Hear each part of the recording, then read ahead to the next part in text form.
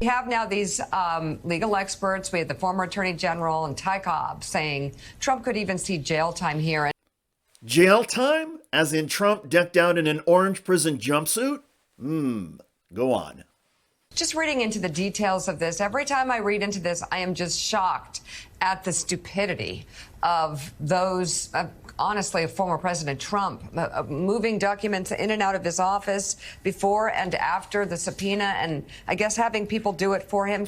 One of those people involved in the classified documents at Mar-a-Lago was Trump attorney Evan Corcoran. Corcoran played a key role in Trump's legal team's communications with DOJ's efforts to obtain documents, including drafting their claim that they'd conducted a, quote, diligent search months before the FBI would go on to find more than 100 documents still in Trump's possession. And in addition to communicating with the Justice Department inaccurately about the classified documents, Corcoran was also communicating with President Donald Trump and keeping notes about his Trump conversations. Hugo Lowell with The Guardian. Take it away. The lawyer, Evan Corcoran, Trump's lawyer at the time, took contemporaneous notes, and that got subpoenaed and ended up before the grand jury, and we got a readout of some of the contents of the notes. And it really highlights the fact that Trump was warned he could not keep any of these classified documents. He was informed about his subpoena obligations. And so when the subsequent response to the subpoena was incomplete, that becomes a problem for the former president, and it becomes a problem for his legal team. Not a little problem, a big problem. As the headline screams, Trump attorney kept incriminating notes about classified documents and prosecutors have them. Quote, Donald Trump's lawyer told the former president he could not hold on to classified materials after he was ordered to hand them over, and federal prosecutors have proof. Uh-oh. Obstruction of justice charges could be coming in the DOJ investigation into the ex-president's handling of classified documents. Now, on top of the criminal case that special counsel Jack Smith is building, Donald Trump's lawyers seem to be scrambling to protect themselves from criminality.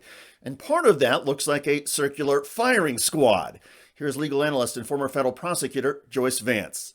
I don't think I've ever seen a situation where so many lawyers, Boris Epshteyn, John Eastman, are all invoked as part of possible criminal activity. This isn't the only case involving Trump where a judge has ordered that the attorney-client privilege be pierced because of the possibility that legal advice was being used, whether on purpose by the lawyers or inadvertently, to continue in a course of criminal action. It is perplexing and unusual, to say the least.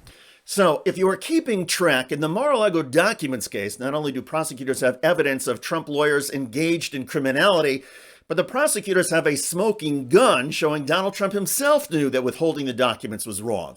And when you can show Trump's knowledge and intent, you have an airtight criminal case. Most legal experts believe special counsel Jack Smith will bring a federal indictment against Donald Trump this summer. Meanwhile, in Georgia, where Trump is under investigation for alleged interference in the 2020 election, Fulton County prosecutor Fannie Willis is indicating charges in Trump election probe could come in early August. And in New York, Trump has already been indicted on business fraud charges in connection with hush money payments he made before the 2016 election.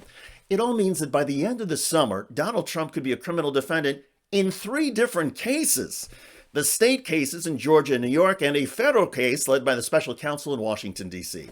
All the while, he will be campaigning for the Republican 2024 presidential nomination. Amazing. By the way, one of Donald Trump's fiercest supporters in Congress, Marjorie Taylor Greene, was recently laughed at and flipped out in a congressional hearing. Instead of murder, you think this is funny? Ms. Spatalnik, is this funny to you? Is babies being murdered in the womb funny to you? Because you're smirking and laughing at me right now. Check out that video at the link below. I'm David Shuster. Thanks for joining us.